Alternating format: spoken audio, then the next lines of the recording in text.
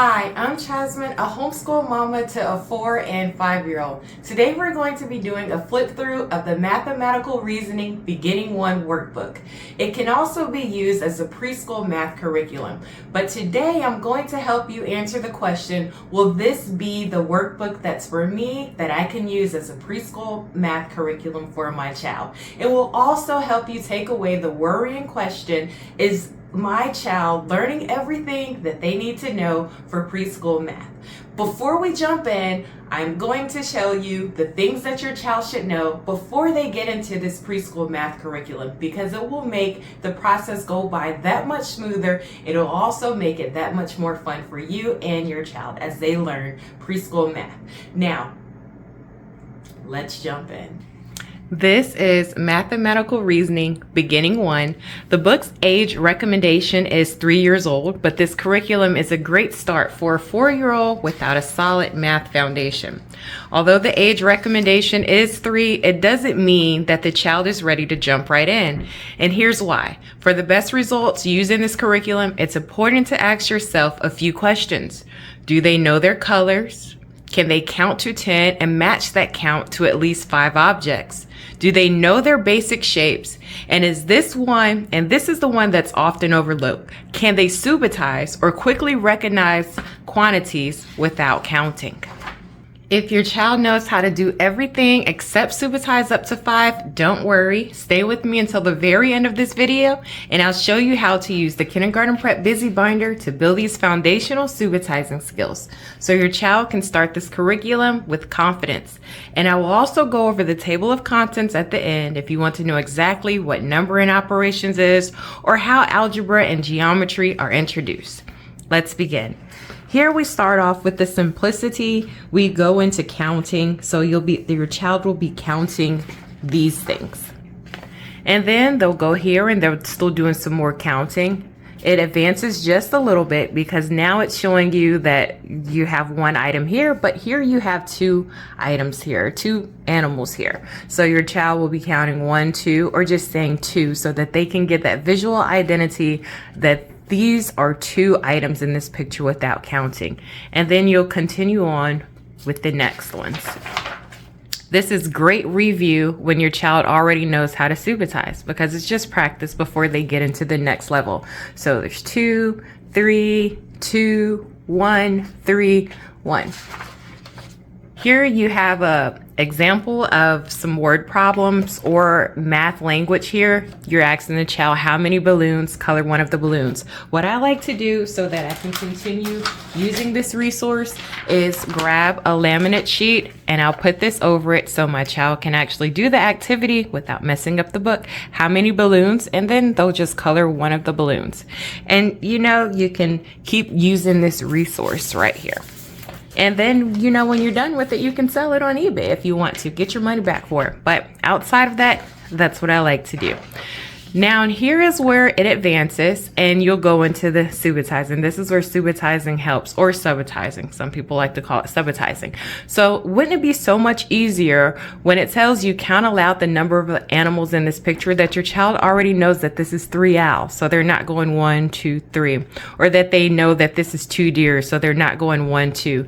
You want to get them into the practice of subitizing, so they're able to say 3, 3, 3. And before starting this book, I'll say that subitizing from 1 to 3 at least, so that they can get the practice that they need and move through this curriculum quickly. Here you have 4. If your child is only subitizing up to 4, up to 3, you can cover this one and say, here are 3 snails. But if I take my finger off, there's 4. So altogether, there are 4 snails in this picture. And you can do the same for the monkey. This would be 3 monkeys, but if I move my finger, this is 4 monkeys. Here goes some more math problems and more math problems here. Which picture has 1 dog? And then it has some language here. Which picture has the fewest dogs? And then which picture has the most dogs? These are similar. This is one that's 1-to-1 correspondence. You'd be drawing a line to the balloon and have your child draw a line to each balloon from the girls. Here is one that you can use for subitizing practice as well. How many red circles? 2, 3. And this one I would use for systematic counting because it's over 5. So just to see if they're able to count in order without repeating that same count again. Here is one that's geometry practice. It's asking, showing your child this is a straight line, this is a curved line, this is a straight line. And I would go over this whole list the first day, and then I would copy this and cut it out, each line and each curve, so that my child can sort the lines and then they can sort the curved lines. And then I may do this at least 2 times. If they don't need my help, then I'll only do it that one time. Here is asking how many corners does this shape have. I would get a dry erase board, draw the triangle there, put some circles in the corners of this and show them this has 3 corners. 1, 2, 3. This has 3 sides, and I draw a line with 1, 2, 3. And I would do this until my child is able to tell me how many corners they have and draw those circles in those corners and how many sides they have without asking me to help them or without me having to help them. This talks about triangles. It's going into how many sides and corners that it has as well. How many green triangles are in this picture? 2, 1, 4, 3. You see how easy you can go through this with the ability to subitize? These are more activities where you can subitize. We have patterns here. All of the patterns in this book is AB patterns. So it's cat, bear, cat, bear, cat, bear. You know, usually when you ask your child, what's next? They're like, what do you mean what's next? What would go here is what you're asking them, and they're not understanding it. So how I teach my child the patterns, how I taught both of my children the patterns, is I tell them to say the pattern in their head over and over again. Cat, bear, cat, bear, cat, bear. And while they're saying it, I'll be moving my hand here. Cat, bear, cat, bear, cat, bear, cat. And I'm like, that's right. You got it. It's cat. Cat goes here. Let's try the next one. Say the pattern for me. Frog, fish, frog, fish, frog, fish, frog. That's right. It's a frog. Can you try this one for me?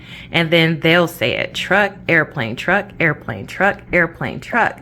And I'm letting them do that on their own. It may take a couple of chances for them to get this right here, but eventually they get it. I have tips like this in the Kindergarten Prep Busy Binder as well. And there's a lot of math resources that are helpful with tips to help your child understand different concepts. Now, this is a riddle. Are great for logic, they're problem solving. It offers a lot. And I usually do this with my 3-year-old because it can be a lot for them to try and get on their own. So this one reads, one kitten has 5. And then you find the one that has 5. Another has more, but I have fewer, but I don't have 4. So then of the kittens you can see, tell me now, can you find me? And I do like to cross them out as I'm going with the child. You know, I'll just use this and just go along with them so that they're understanding the concept. And gradually the riddles will begin to make more and more sense to them.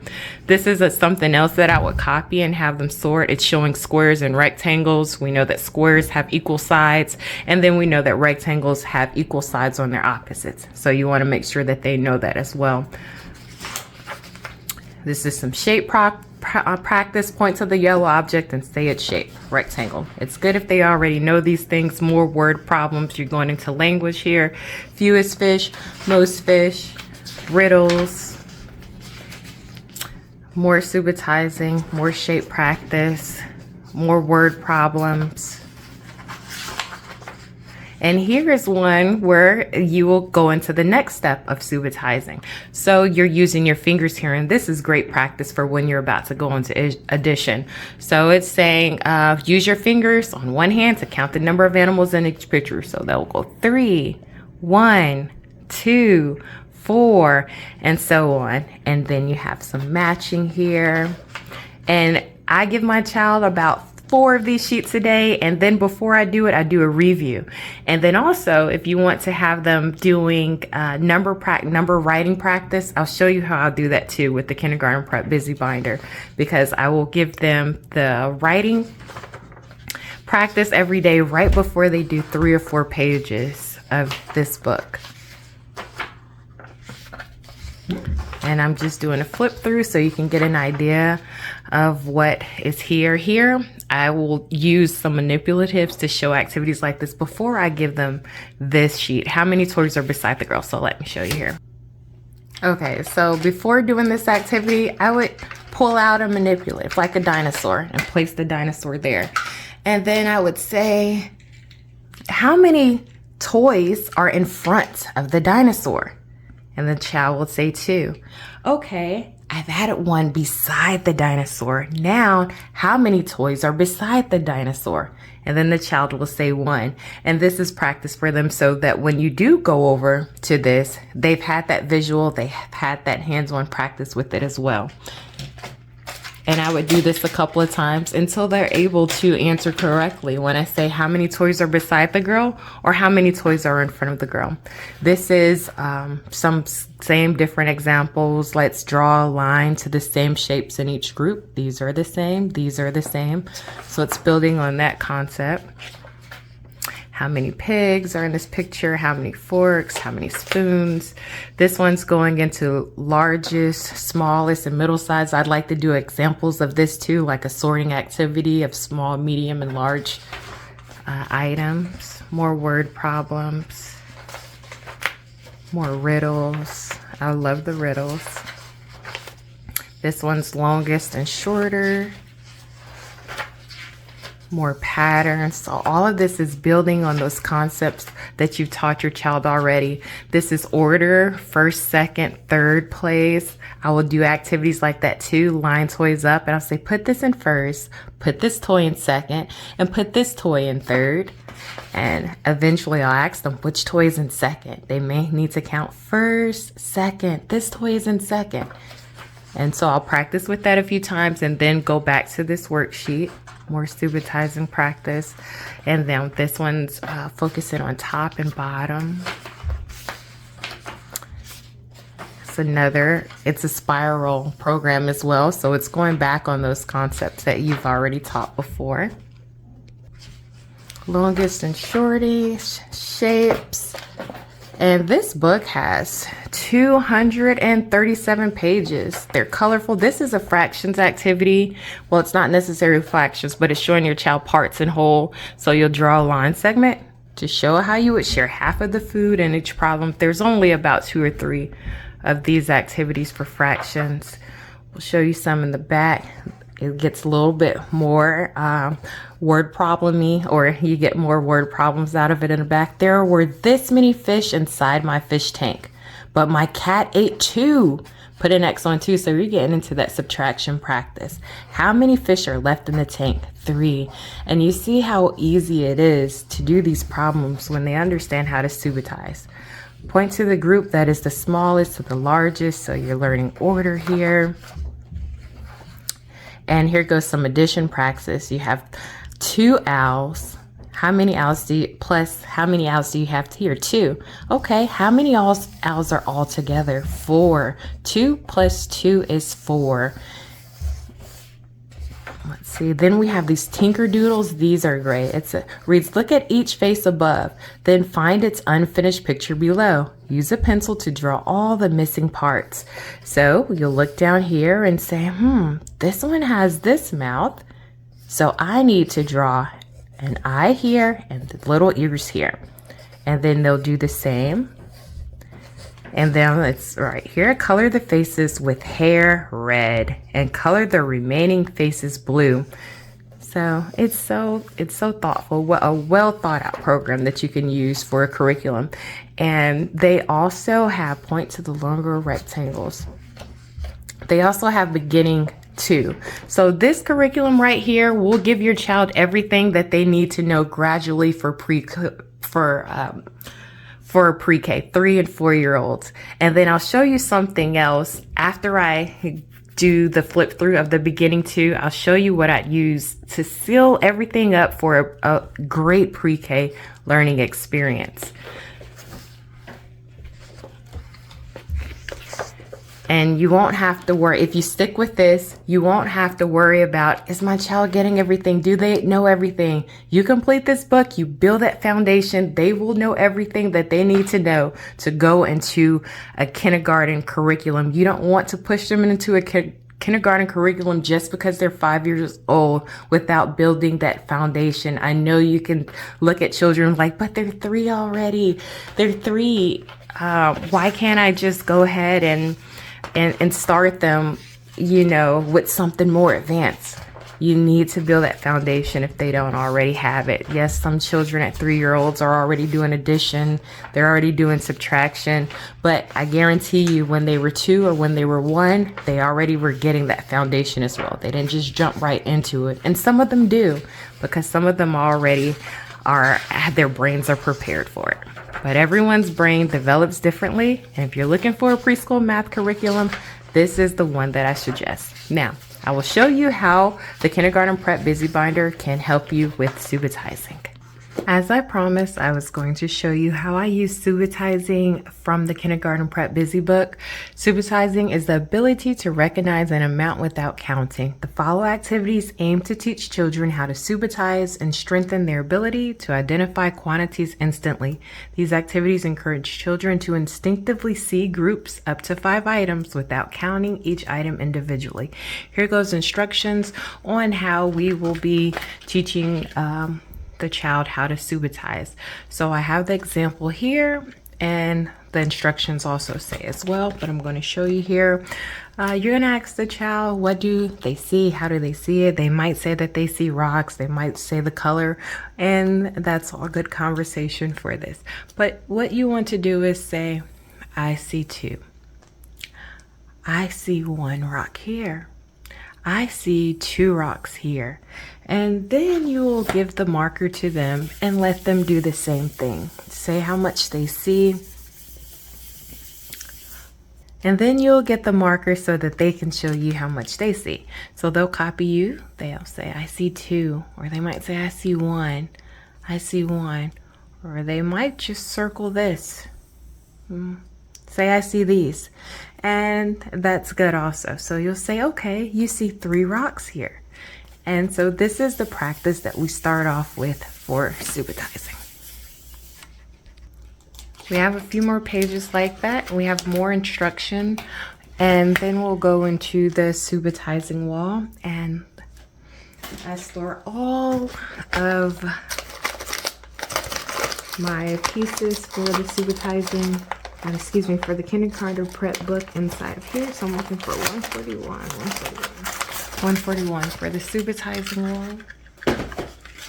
And this is an activity that you'll do with your child to help them subitize in as well. So you'll put out your first picture and say, I see 3 birds. Or you will just have them circle, how many birds do you see? They might say, I see 2, or I see 1. And ultimately, you do want them to be able to say, I see 3, right?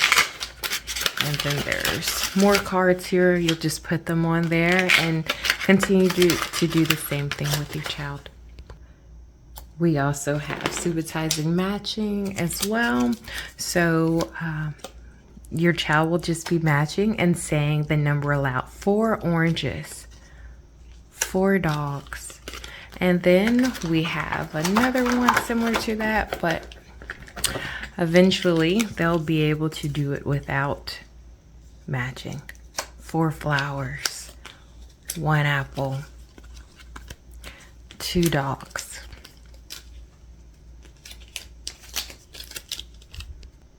We also have a 5-frame bus, and it comes with little characters that you'll put on there. There's instructions for this as well, and an instruction guide. We have a 10-frame, but you won't be using that for your 3-year-old unless they advance there. But you will be working on subitizing fingers in beginning 1. So I would say start with this through 0 through 5, teaching your child how to subitize with fingers. There's instructions on that as well. And this book will show you how to gradually get your child into subitizing.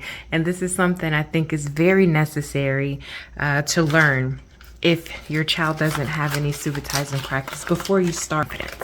And so I was also saying that I use this in the kindergarten prep from the kindergarten prep busy book. It's just tracing sheets, and I give this to my child every single day before we do about 3 to 4 sheets in the mathematical reasoning, and they'll go through all of them. And at the end, once they're ready and they're able to not have to trace anymore, they can begin writing their numbers without tracing in these sheets here. The markers, I do put grips on them until my child is able to hold the marker correctly without the grip on there. Now show you the table of contents if you want to stick around for that.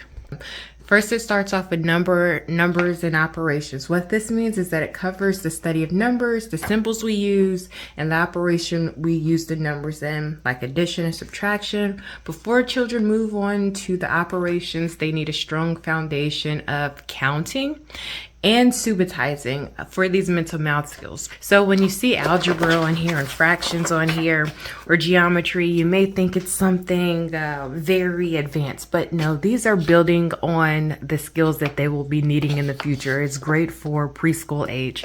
So I just wanted to cover that and let you know what it was meaning when it's saying that they're introducing algebra and geometry. And so here, 215. Okay, so this is geometry. Tell how many blue boxes will fit in each red box. This one is also, you can use manipulatives with it. So children explore the shapes, their squares, and then explore the space. And for example, they may determine the dimensions of the box and calculate its volume, the amount of space it takes up. You can use these manipulatives. There's not a lot of activities in here where you use manipulatives. And so that's good for, you know, grab and grow product. But I do like to use manipulatives and hands-on things as much as possible with this curriculum. So I hope you enjoyed the flip through. I hope you got a deep understanding of what this book offers and how you can best use this book. Thank you for watching, and I hope you enjoyed. Take care.